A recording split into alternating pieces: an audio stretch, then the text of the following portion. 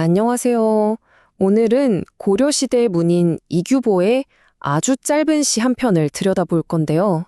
이 시가 정말 대단한 게 아주 평범한 순간에서 깊은 지혜를 찾아내거든요. 찰나의 풍경에서 어떻게 인간 마음의 본질까지 꿰뚫어 보는지 지금부터 저랑 같이 한번 파헤쳐 보시죠. 한번 상상해 보세요. 햇살이 싹 들어오는 방 안에 있는데 바람이 불어서 커튼이 살랑살랑 흔들려요. 그리고 그 햇빛 속에서 먼지들이 막 춤을 추고 있고요. 어때요?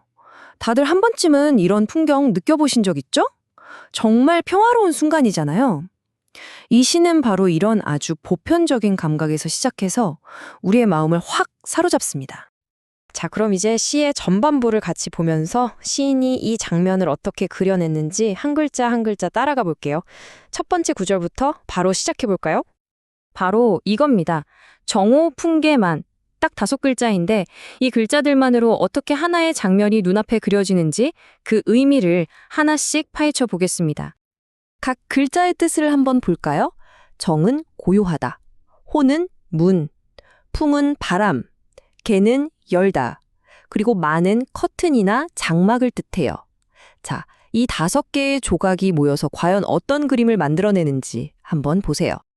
그래서 이 구절을 해석하면 이렇게 됩니다.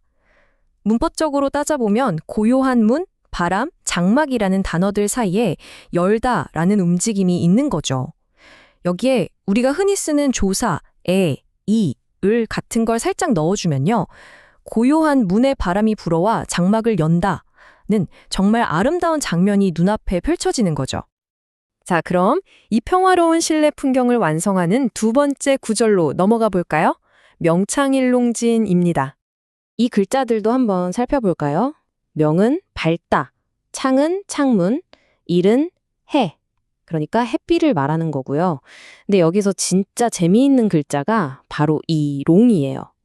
희롱하다, 가지고 놀다라는 뜻이거든요. 마지막 지는 먼지고요.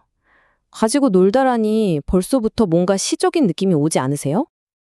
이 글자들을 쫙 조합해보면 밝은 창으로 들어온 햇빛이 먼지를 데리고 논다는 정말 시적인 표현이 완성됩니다. 햇빛에 반짝이면서 춤추는 그 먼지들을 가지고 논다고 표현하다니 시인의 그 섬세한 관찰력이 정말 돋보이는 부분이죠. 자, 여기까지가 시의 배경 묘사였습니다. 자, 이제 시의 분위기가 확 바뀝니다. 시인의 시선이 방에서 창밖으로 옮겨가거든요. 그러면서 두 마리의 아주 상징적인 동물이 등장하는데요. 이게 바로 이 시의 핵심, 진짜 의미를 담고 있는 부분입니다. 세 번째 구절입니다. 오고제 효자. 먼저 까마귀가 나오네요. 자, 이것도 글자를 하나씩 뜯어볼게요. 옥은 지붕, 오는 까마귀, 재는 운다는 뜻이에요. 근데 그 다음에 나오는 글자들이 정말 흥미롭습니다.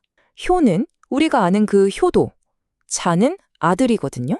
아니, 까마귀의 울음소리를 효성스러운 아들이랑 바로 연결시키고 있어요. 이게 무슨 뜻일까요? 그래서 이 구절은 지붕 위의 까마귀는 우는 효자로구나 이렇게 해석이 됩니다. 근데 왜 하필 까마귀가 효자일까요? 여기에 바로 우리가 알아야 할 중요한 문화적 배경이 숨어 있습니다. 그 비밀은 잠시 후에 풀어드릴게요. 그리고 대망의 마지막 4번째 구절입니다. 이번에는 제비가 등장하네요. 첨면무가인. 이 구절도 한번 분석해보죠. 첨은 첨아, 연은 제비, 무는 춤춘다는 뜻이죠. 그리고 그 뒤에 나오는 가인은 아름다운 사람, 바로 미인을 의미합니다. 제비가 휙휙 나는 그 모습을 춤추는 미인에 비유한 거예요. 해석하면 처마의 제비는 춤추는 미인이로다가 되겠죠. 앞에서 까마귀를 효자에 비유했던 것처럼 이번에는 제비를 미인에 비유하면서 시의 짝을 딱 맞추고 있어요. 자, 이제 이 두 비유가 도대체 뭘 의미하는 건지 알아볼 시간이 됐습니다. 이 시의 진짜 재미, 진짜 묘미는 바로 지금부터입니다. 까마귀와 제비가 그냥 자연의 일부가 아니라 인간의 가장 고귀한 2가지 감정을 상징한다는 걸 알게 되는 순간, 이 시가 완전히 새롭게 보일 겁니다. 준비되셨나요? 자, 바로 이겁니다. 이게 모든 걸 설명해 주죠. 먼저 지붕 위의 까마귀는요, 반포지효라는 유명한 사자성어 아시죠? 까마귀가 자라서 늙은 어미에게 먹이를 물어다 준다는 이야기. 거기서 나온 것처럼 숭고한 감정인 효를 상징합니다. 그리고 첨화의 제비, 연이라는 글자는 정말 기가 막히는데요. 이게 중의적인 표현이에요. 제비라는 뜻도 있지만 옛날 중국의 연나라를 의미하기도 하거든요. 당시 지식인들이 즐겨 읽던 시에 연나라와 조나라에는 미인이 많다는 유명한 구절이 있었어요. 시인은 바로 이걸 이용해서 제비를 통해 남녀 간의 사랑, 즉 연모의 감정을 표현한 겁니다. 와, 정말 절묘하지 않나요?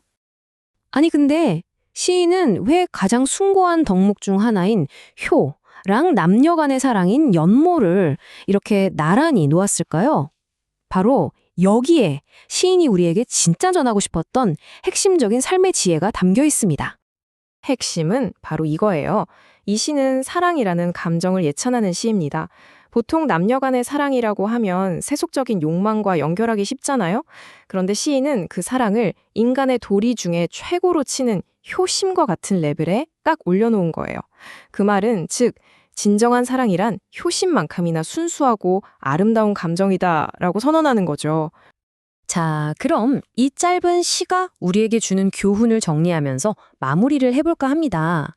한가로운 오후의 풍경에서 시작됐던 이 시가 결국 인간 감정의 본질에 대한 깊은 통찰까지 우리를 이끌었네요. 우리가 이 시 한편에서 얻어갈 수 있는 지혜, 딱 3가지로 정리해 볼게요. 첫째, 대단한 아름다움은 저 멀리 있는 게 아니라 바람에 흔들리는 커튼 같은 아주 평범한 일상의 순간 속에 있다는 것. 둘째, 자연을 깊이 들여다보면 우리 마음속의 감정을 발견할 수 있다는 거울이 될 수 있다는 것. 그리고 마지막으로 가장 중요한 거죠. 진정한 사랑은 인간이 가질 수 있는 가장 숭고하고 순수한 감정 중 하나라는 사실입니다. 오늘 이 시를 통해서 우리는 찰나의 순간에서 영원한 지혜를 발견하는 법을 살짝 엿본 것 같아요. 여러분도 스스로에게 이 질문을 한번 던져보세요. 내 삶 속에서 가장 순수한 아름다움의 순간은 어디에 숨어 있을까? 일상 속에서 춤추는 먼지, 노래하는 새와 같은 그런 아름다운 순간들을 꼭 발견해 보시길 바랍니다. 마지막으로 이규보 시인의 시 즉사의 원문 전체를 다시 한번 감상하면서 오늘 이야기를 마치겠습니다. 함께 해주셔서 정말 감사합니다.